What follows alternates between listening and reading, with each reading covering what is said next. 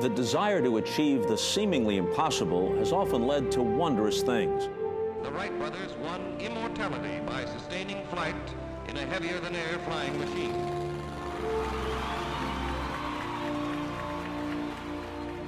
A vaccine was developed by Dr. Jonas Salk, virtually eliminating polio in the U.S.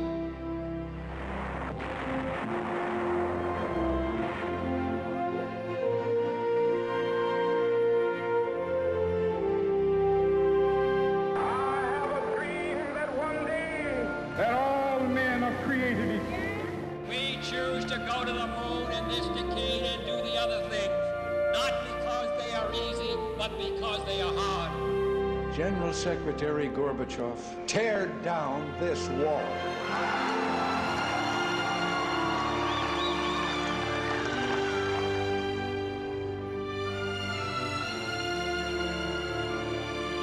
Now the health news, a major breakthrough for the treatment of spinal cord injuries. Scientists are saying... Throughout history, great discoveries and achievements have been born on the shoulders of ordinary men and women doing the extraordinary. In 1985, Nick Buoniconti was thrust into history by a life-changing accident involving his son.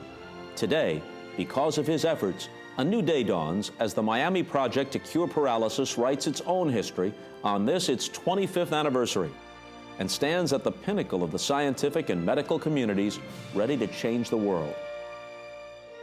You know, 100 years ago, polio was a feared disease without treatment. Penicillin hadn't even been discovered, and any type of cancer was an automatic death sentence. But the past century saw untold miracles of medical science change the lives of millions. Some cancers are now completely treatable. Polio is no longer a health threat, and smallpox, it's all been eradicated. But what will the next 100 years bring? What will history remember? Will it be the cure for paralysis? Because of our cutting-edge science, I am proud to announce that the human clinical trials are about to begin using Schwann cells and stem cells in patients with spinal cord injuries. I am also proud to tell you that the Miami Project is leading the national effort and taking the proven treatment of therapeutic hypothermia directly to the playing fields and battlefields and to automobile and home accidents and other everyday tragedies. You are all stakeholders in this cause.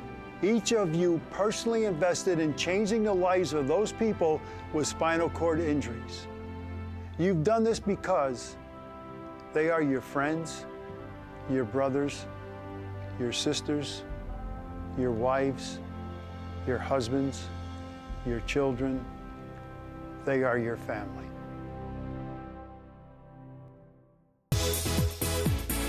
Cheerleading has long been a popular American pastime. With over 400,000 cheerleaders at the high school level alone, cheerleading is now more popular than ever. But it's also become increasingly more dangerous. Tumbling, flipping, and flying acrobatics 20 feet in the air have become commonplace. Laura Jackson just wanted to be like her sister Jenna and make the freshman cheerleading team. Then tragedy struck 8 years ago. She was in 8th grade trying out for 9th grade football cheerleading, and I was a junior trying out for my senior year. And the next thing I know, they're calling 911, and she's being taken out on a stretcher. I couldn't feel anything, and I'm laying on my side, and my arms are behind my back. I can't breathe, I'm not moving, what's going on? So we're both basically just like crying.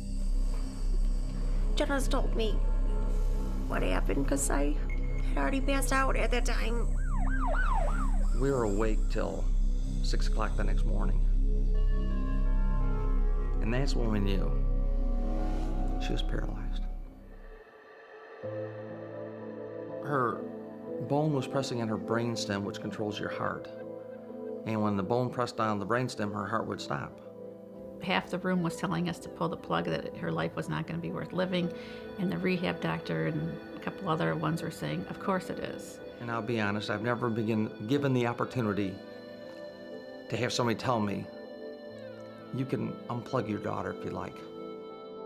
She kept telling me, I don't want to do this. I want to go. Pass away.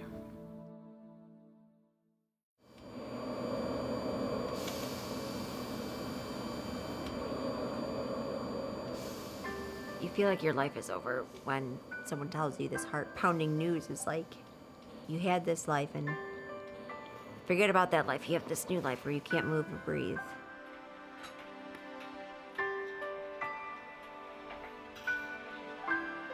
Places like the Miami Project, the therapies and the research and just that they're giving us a chance at a different life than we have now. It gives me a lot of hope.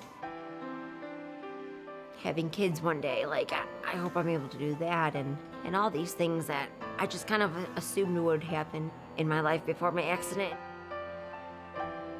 I mean, it's not a great life without any hope.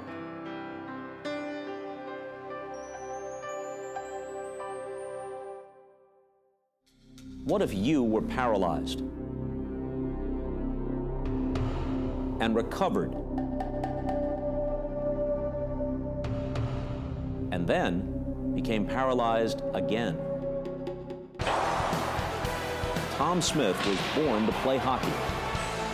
From the age of 3, his aggressive style, his passion, his tenacity, and sheer speed made him a phenom on the ice. He's been cited by NHL scouts as one of the fastest, quickest skaters that they've ever seen. Tom was on a breakaway to a college scholarship when he sustained a spinal cord injury that many thought would end his promising career. But an amazing recovery put him back on the ice and back in competition until, incredibly, it happened again.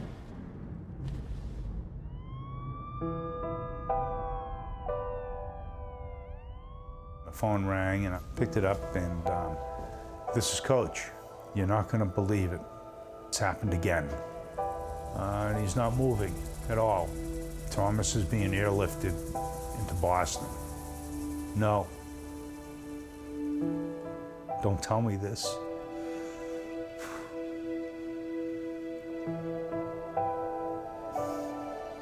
It was pretty difficult. All he said to me was, Tom. He just said his name. And I think I just started screaming and saying no, and I was driving. And I just had to get to Boston. I had to get to Tom. I remember waking up and trying to squeeze my mother's hand. And I was getting really upset because when I was in the hospital bed, I couldn't give her a kiss on the cheek or squeeze her hand. All I could think about was, I'm gonna lose my little boy.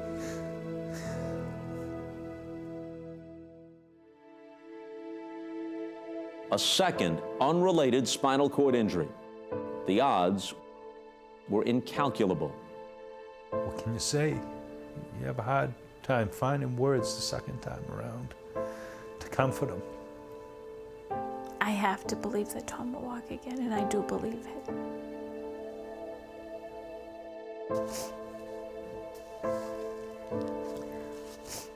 When I graduated from high school, I made a promise to myself that I was going to get 4 years of college paid for. I was going to go to the best college I could, and then I was going to play professionally.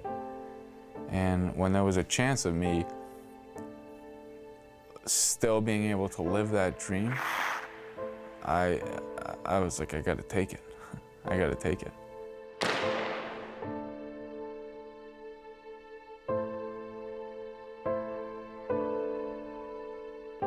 As a mother and as a parent, when your kid's hurt, all you want to do is make them better.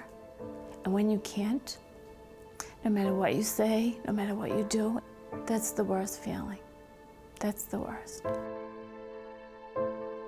And I couldn't help them. And I still can't help them. I want to get out of this chair, and I will get out of this chair.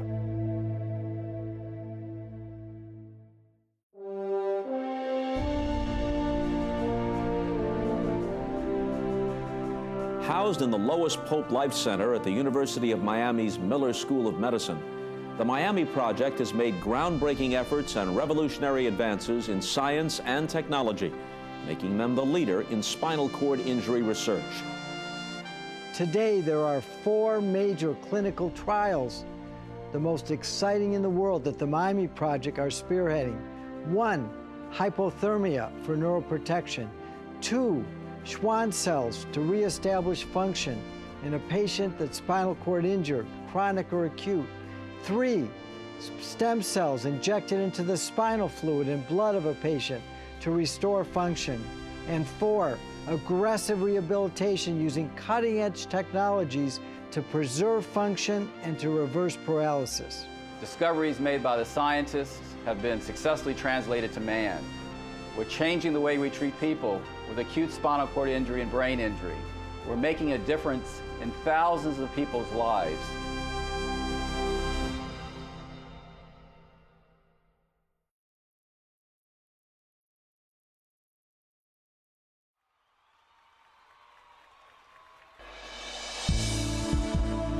The game was pretty much ordinary. It was 3rd and 1, and as I think back now, 3rd and 1 for a football player is a pretty important down. It's a game-changing situation. I found myself sprinting towards the corner. With everything I had, I dove, trying to stop him.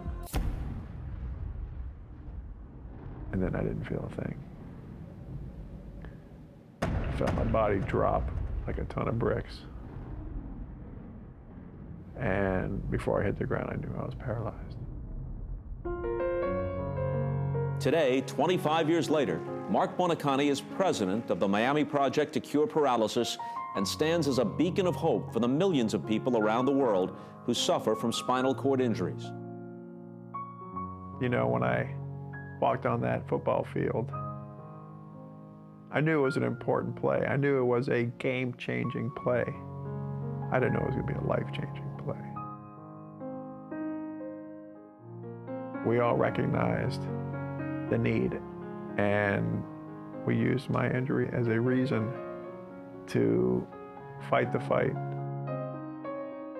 In a way, it makes this whole injury worthwhile, to provide so much hope for people in wheelchairs, scientifically with our breakthroughs and now in clinical trials, and the people of the world with paralysis look to us. And we take that very seriously. It's a burden that we carry very, very strongly, but one that we will definitely deliver on. We've shared some unbelievable experiences, but the one thing that is common amongst everything in those 25 years is that we've never given up. Marc has shown me what courage and miracles are all about. Here we are today, at the dawn of a new day, the day my son helped to create, the day when the impossible became possible. I was waiting for so long for a miracle to come.